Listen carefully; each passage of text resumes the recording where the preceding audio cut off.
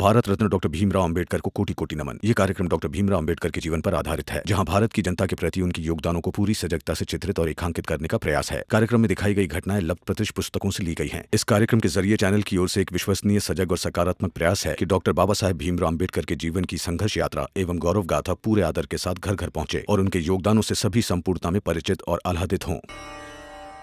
भीम, तुम ये मत समझो कि हमें तुम्हारी मंशा पर कोई संदेह है, मगर इस बार तुम्हारा इस सबसे दूर रहना ही सही होगा। हाँ भीम, तकलीफ तो सारी दुनिया में है, तो क्या सबकी लड़ाई हमें ही लड़नी है? हाँ, पर ये सबके लिए खतरनाक हो जाएगा। आपकी मंशा तो सही है, मगर संघर्ष का एक दायरा तो हो। अपने दायरे में आए तो पूरन इस दायरे में नहीं आता क्या भाभी? नहीं आता है पूरन। कल तक पूना के जेल में था, तब आता था नहीं ना, तो अब भी नहीं आता। मेरे लिए आता है पापा।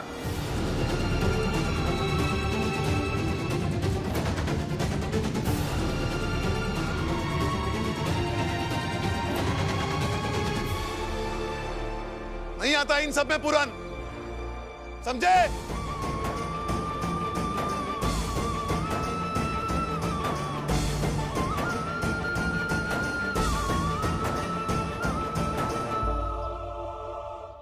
रमा, तुम्हें सुनाई दिया? उसमें पूरन नहीं आता है, नहीं आता है।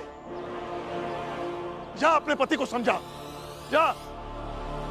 और अगर भीमराव हम सब लोगन की बात नहीं मानेगा ना, तो हम सब चाल वाले मिलके भीमराव का सजा दे सकत हैं।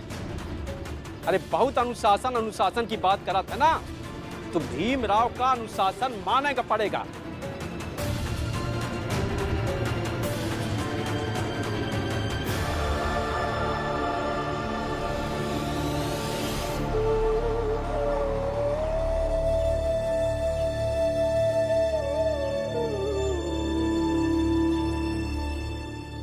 बाहर जो भी बातें हुई वो अब सोचना छोड़ दीजिए। तुम क्या चाहती हो रमा?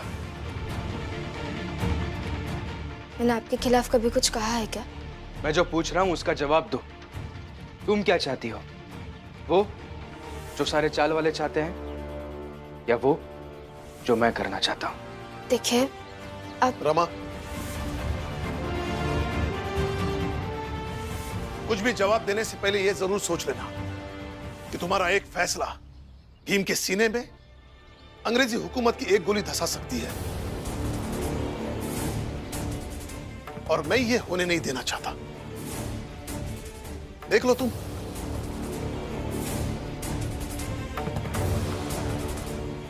बताओ रमा, तुम क्या चाहती हो? मैं आपके लिए कुछ नाश्ता लेकर आती हूँ। रुको, पहले मैं क्या पूछ रहा हूँ उसका जवाब दो। तुम क्या चाहती हो, फिर नाश्ता लाने जाना। रमा, बताओ तुम क्या चाहती हो? कौन सी पत्नी चाहेगी कि किसी की गोली उसके पति के सीने में लग जाए? मैं भी वही चाहती हूँ जो सब चाहते हैं, और इस बार उम्मीद करती हूँ कि इस बार आप ये सब ना करें।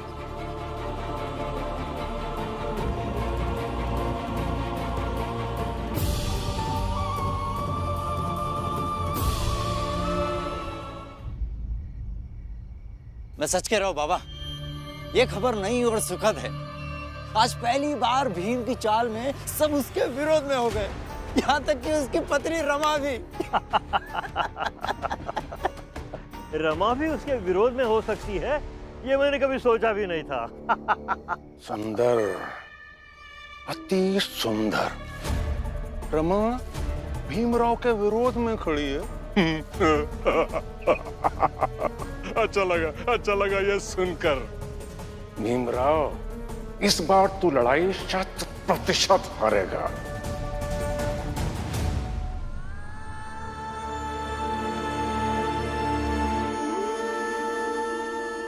पहले तो मैं भी चाहती थी कि आप ये लड़ाई लड़े, मगर जब पापा ही डर गए हैं, तो अब मैं भी यही कहूंगी कि आप ये लड़ाई मत लड़िए।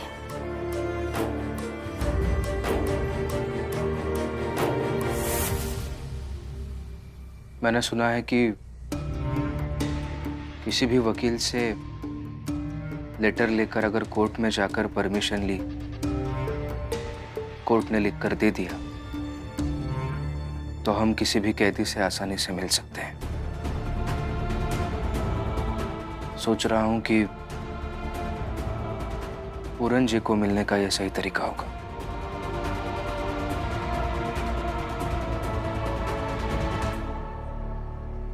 पूरन जी के न्याय के आगे चाल वालों की चिंता, बाबा का प्रेम, ये सब कुछ नहीं है क्या?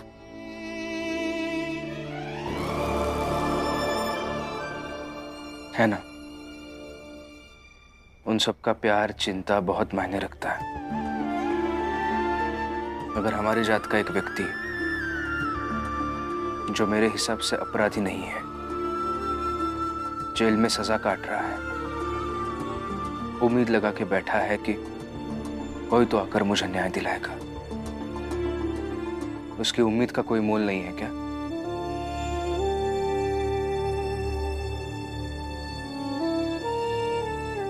देखिए, अभी ये सब रहने दीजिए ना।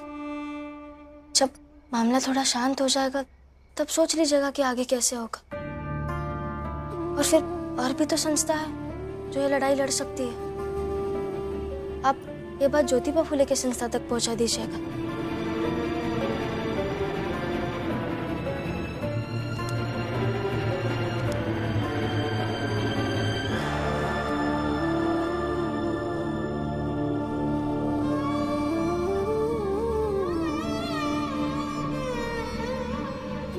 मैं माध्यम बनने के लिए ये लड़ाई नहीं लड़ रहा हूं रमा।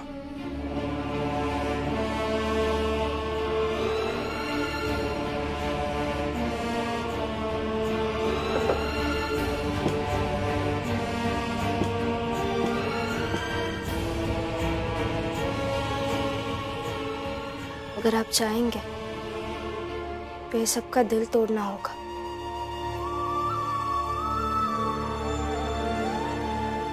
सो जाते हैं अभी।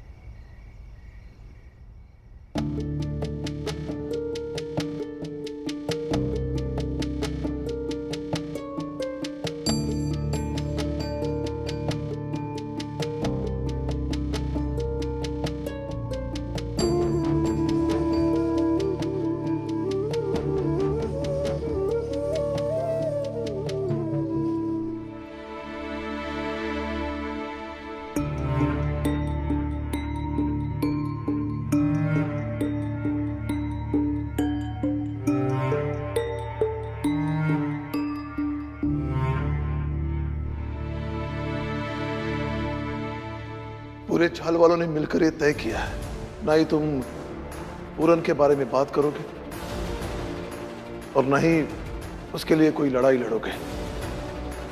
कौन सी पत्नी चाहेगी कि किसी की गोली उसके पति के सीने में लग जाए? सब लोग सो रहे हैं तो अभी जाना सही रहेगा। सब जगह रहेंगे तो कोई जाने नहीं देगा। माफ कर दो रमा मुझे, मगर मैं जा रहा हूं। न्याय के सामने किसी की भावना बड़ी नहीं है मेरे लिए।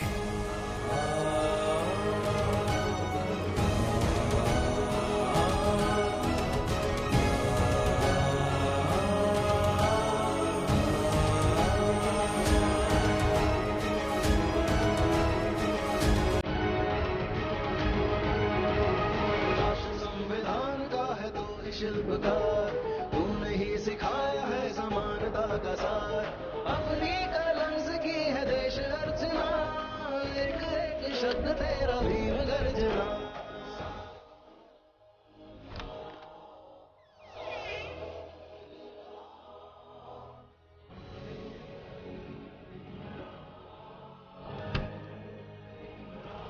साहिब मेरे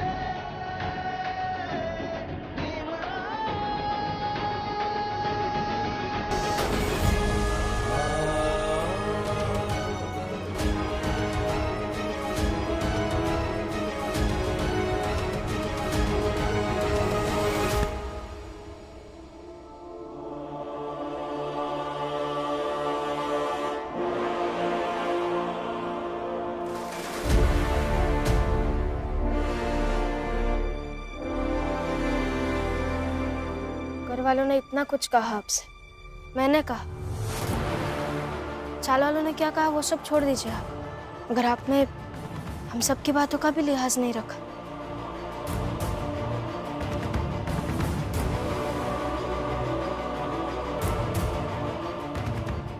लिहाज है रमा,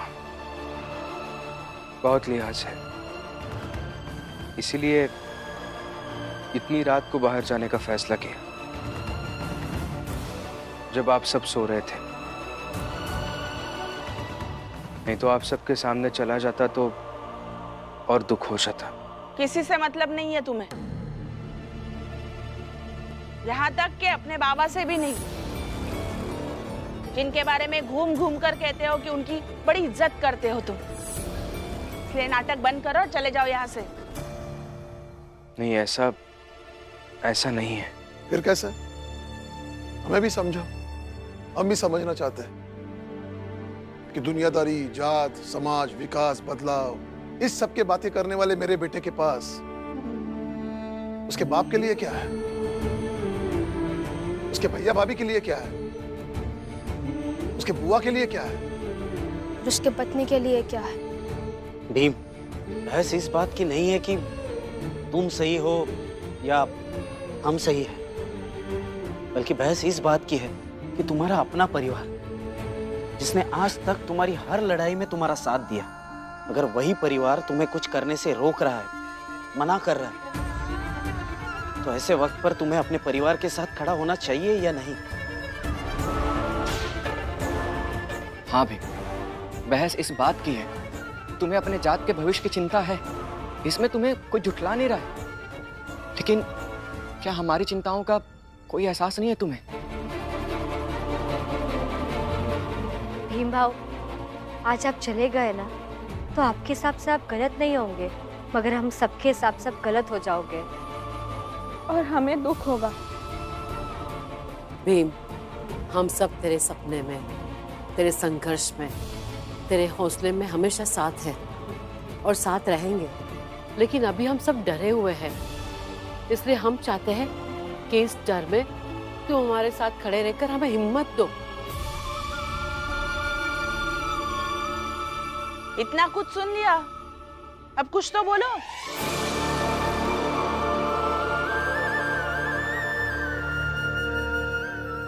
आंखें नीचे कर। अपराधी नहीं हूं मैं, तो क्यों सिर नीचे करूं? हट!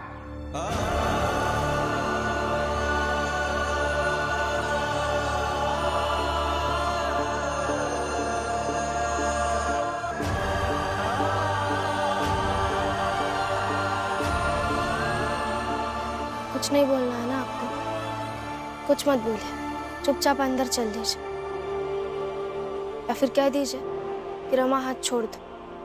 मैं हाथ छोड़ दूंगी, कुछ नहीं कहूंगी। अब फैसला आपको करना है।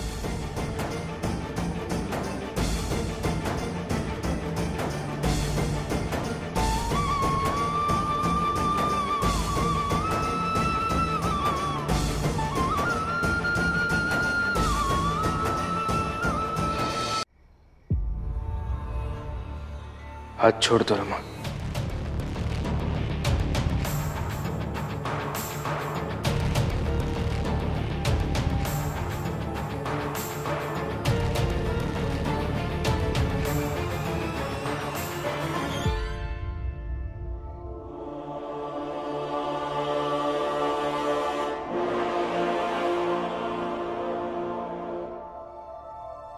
देखिए, मैं जानता हूं कि आगे आने वाली मुसीबतों से बचाने के लिए आप सब मुझे अभी रोक रहे हैं,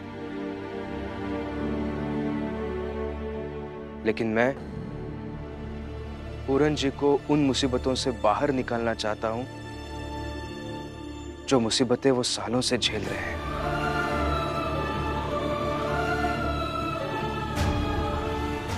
आप सबकी मेरे प्रति चिंता या आपका प्रेम है,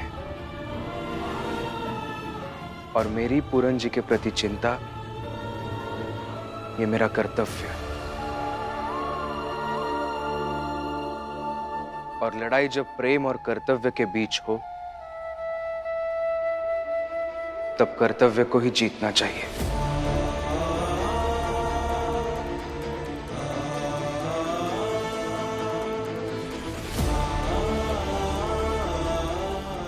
माफ कर दीजिए मुझे।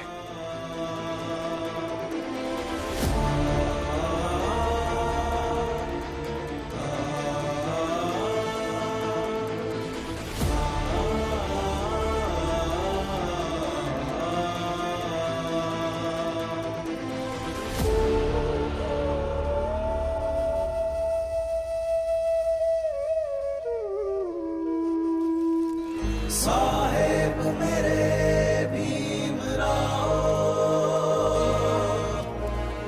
साहेब मेरे भीमराव, साहेब मेरे भीमराव।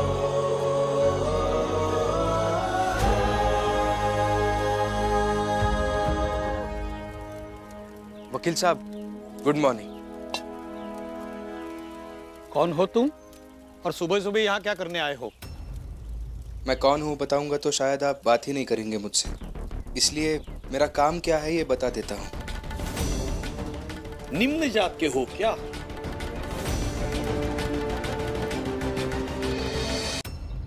सर, आपके दरवाजे पर न्याय की मांग करने आया हुआ व्यक्ति न्याय का हकदार होता है। निम्न या बड़ी जात का क्या संबंध है?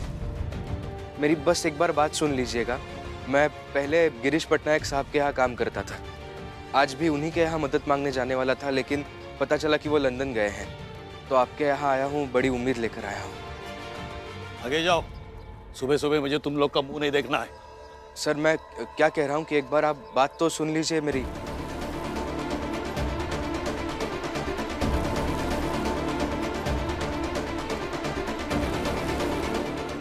वकील साहब, आप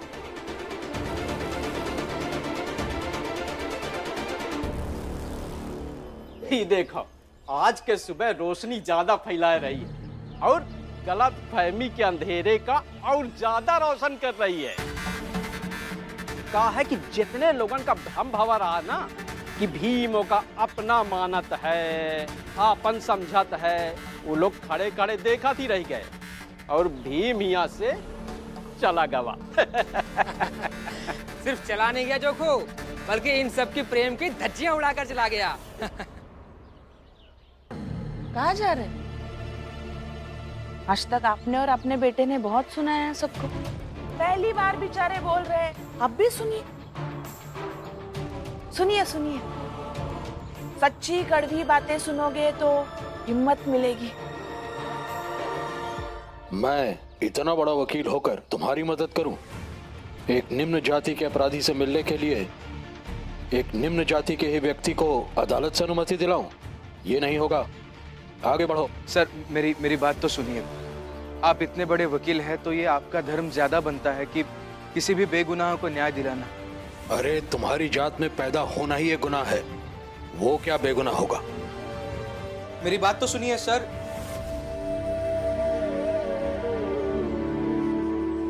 तो अब आप ही बताइए राम जी, भीमराव ने जो हम सबकी भावनाओं के साथ खिलवाड़ किया तो उसे सजा तो मिलनी चाहिए ना? अरे भाइयों, बताओ ना, सजा मिलनी चाहिए कि नहीं? अरे क्यों नहीं मिलेगा चाहिए? फिर इस चाल में इतने सारे लोग गलत करते, सबको सजा मिलती है क्या? अरे तो जो भीमराव ने किया, जो विश्वास तोड़ा सारी चाल वालों का, वो इसलिए सही हो गया क्योंकि हम लोगों ने भी गलती की थी। भाई ये तो गजब का तर्क है। अरे चलो छोड़ो ये सब, भीम के घर के बड़ी बड़ी बातें बस, और जब साबित करने का समय आएगा तो शांत बैठ जाएंगे बिल्कुल, और गोल मोल बातें करके भीम का बस महान साबित कर देंगे। होएगा? नहीं, इस बार मैं भीम के समर्थन में नहीं रहूंगा।